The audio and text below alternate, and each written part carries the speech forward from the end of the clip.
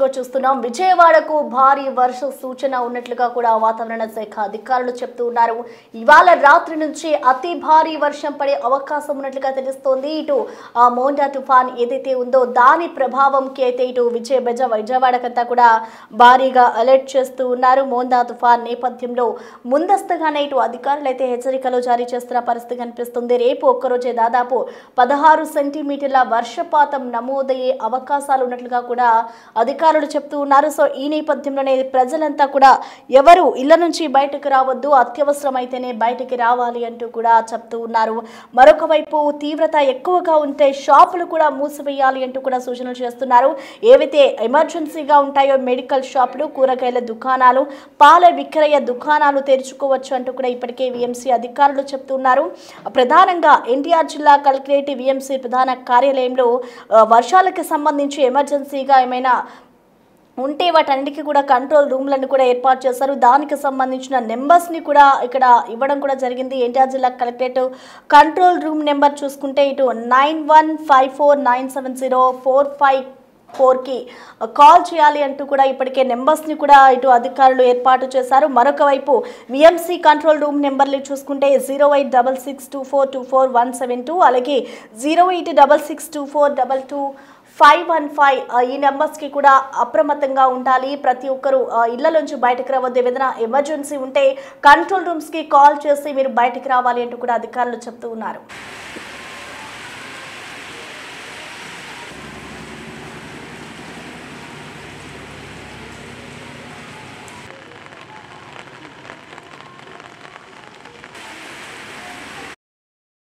మోండా తుఫాన్ కారణంగా కూడా పలు విమానాలను కూడా రద్దు చేశారు అధికారులు. గన్నవరం ఎయిర్పోర్ట్ నుండి దాదాపు 8 సర్వీసులను ఇప్పటికే ఎయిర్ ఇండియా రద్దు చేసిన పరిస్థితి కనిపిస్తుంది. సో మొత్తానికి ఇటు వైజాగ్లో ఏదైతే సముద్రం వెంబడి తీర ప్రాంతానికి కూడా ఇటు రాత్రి వరకు ఇటు వెంబడించే అవకాశం ఉండడంతో రేపు సాయంత్రానికి ఇది తీవ్ర వాయుగుండంగా మారే అవకాశం ఉన్న నేపథ్యంలో ఇటు తుఫాన్ ప్రభావం విజయవాడకి కూడా ఉంది అంటూ కూడా హెచ్చరికలు జారీ చేస్తున్నారు. ముందుగానే ఇటు ఆటోలలో కూడా దానికి సంబంధించిన అలర్ట్స్ ని జారీ చేస్తూ ఉన్నారు అధికారులు. ప్రజలెవరూ బయటికి రావద్దు అంటూ కూడా ఆటోలలో మైక్ సైరన్ ను కూడా మోగిస్తూ ఉన్న పరిస్థితి కనిపిస్తూ ఉంది.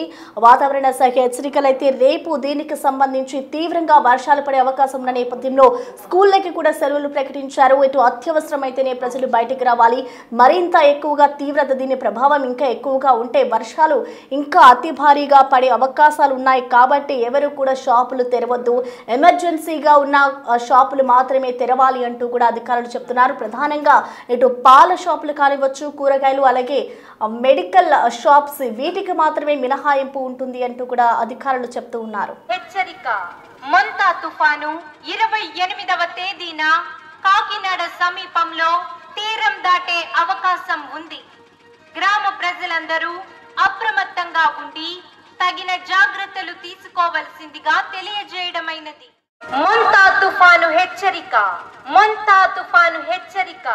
మోంతా తుఫాను 28వ తేదీన కాకినాడ సమీపంలో తీరం దాటే అవకాశం ఉంది. గ్రామ ప్రజలందరూ అప్రమత్తంగా ఉండి తగిన జాగ్రత్తలు తీసుకోవాల్సిందిగా తెలియజేయడమైనది. మోంతా తుఫాను హెచ్చరిక. ప్రతిగా విజయవాడకైతే భారీ వర్ష సూచన ఉంది అంటూ కూడా ఇప్పటికే వాతావరణ శాఖ అధికారులు అలర్ట్ జారీ చేస్తూ ఉన్నారు. దీని ప్రభావం రేపటి వరకు కూడా ఉండబోతుంది. అతి భారీగా వర్షాలు కురుస్తాయి కాబట్టి ప్రజలెవరూ బయటకి రావద్దు, అత్యవసరమైతేనే బయటికి రావాలి అంటూ కూడా హెచ్చరికలు జారీ చేస్తున్నారు. సో విజయవాడలో ప్రెసెంట్ సిచ్యువేషన్ ఏ విధంగా ఉంది, తుఫాన్ ప్రభావం ఏ విధంగా ఉండబోతుంది అనేది మరింత సమాచారాన్ని అందించేందుకు మా ప్రతినిధి శివ మనకి అందుబాటులో ఉన్నారు. శివ, మనం చూస్తున్నాం ఇటు ఏదైతే విశాఖ నగర తీర ప్రాంతానికి మోందా తుఫాన్ ఉందో దాని ప్రభావం ఇటు విజయవాడలో కూడా ఉన్నట్లుగా తెలుస్తుంది. సో ఓవరాల్ గా అధికారులు ఎటువంటి జాగ్రత్తలు తీసుకుంటున్నారు, ప్రెసెంట్ అక్కడ వర్షానికి సంబంధించిన డీటెయిల్స్ ఎలా ఉన్నాయి? మొత్తం నుంచి మోందా తుఫాన్ ఎఫెక్ట్ ఆంధ్రప్రదేశ్ వ్యాప్తంగా కూడా విస్తారంగా కనిపిస్తా ఉంది. దాదాపుగా ఆంధ్రప్రదేశ్ 26 జిల్లాలకు సంబంధించి 18 జిల్లాల్లో విస్తారంగా కూడా ఈ వర్షం నమోదయ్యే అవకాశం ఉంది. రేపు సాయంకాలంగానే ఎల్లుండి ఉదయం దాటే అవకాశం. తీరం దాటిన తర్వాత కూడా భారీ ఎదురుగాలు 100 నుంచి 110 కిలోమీటర్ల వేగంతో ఎదురుగాలు వీచే అవకాశం కనిపిస్తోంది. ఈ నేపథ్యంలోనే ఎక్కడికక్కడ అప్రమత్తం చేసేందుకు అధికారులు సిద్ధమవుతున్నారు. దాదాపుగా 17 జిల్లాలకి ప్రత్యేక అధికారులు అలాగే 17 జిల్లాలకి రాష్ట్ర ప్రభుత్వం నిధులను కూడా కేటాయించిన పరిస్థితి కనిపించింది. మరొక వైపు తుఫాను ప్రభావం నేపథ్యంలో ఆంధ్రప్రదేశ్ మొత్తం కూడా అప్రమత్తంగా అయింది. సీఎం చంద్రబాబు సైతం కూడా తుఫాను పై పూర్తి స్థాయిలో అప్రమత్తంగా వ్యవహరిస్తూ అధికారులని ప్రజాప్రతినిధులని పూర్తి స్థాయిలో అలర్ట్ చేసిన పరిస్థితి కనిపిస్తోంది. ప్రధానమంత్రి నరేంద్ర మోడీ సైతం కూడా ఆంధ్రప్రదేశ్ లో తుఫానుకు సంబంధించి కూడా పూర్తి స్థాయిలో సీఎం చంద్రబాబు ఫోన్ చేసి వివరాలు తెలుసుకున్నారు. ముఖ్యంగా విశాఖపట్నం, శ్రీకాకుళం, ఏలూరు, కాకినాడ, మచిలీపట్నం, బాపట్ల, నెల్లూరు, ప్రకాశం జిల్లాకి భారీ నుంచి అతి భారీ స్థాయిలో కూడా వర్షాలు పడే అవకాశం ఉంది.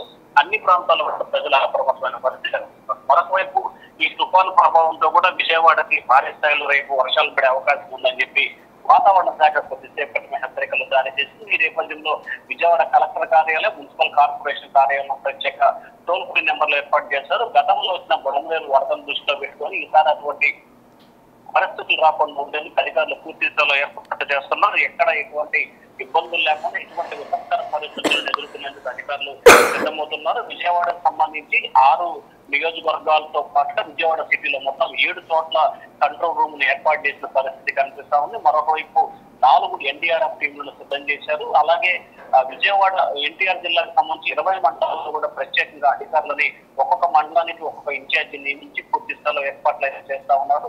విజయవాడ నగరానికి సంబంధించి అత్యవసరమైతే తప్ప ఎవరు కూడా బయటకు రావద్దంటూ విజయవాడ కమిషనర్ అధికారులు ప్రజలను కోరుతున్న పరిస్థితి కనిపిస్తా ఉంది. ప్రసన్న.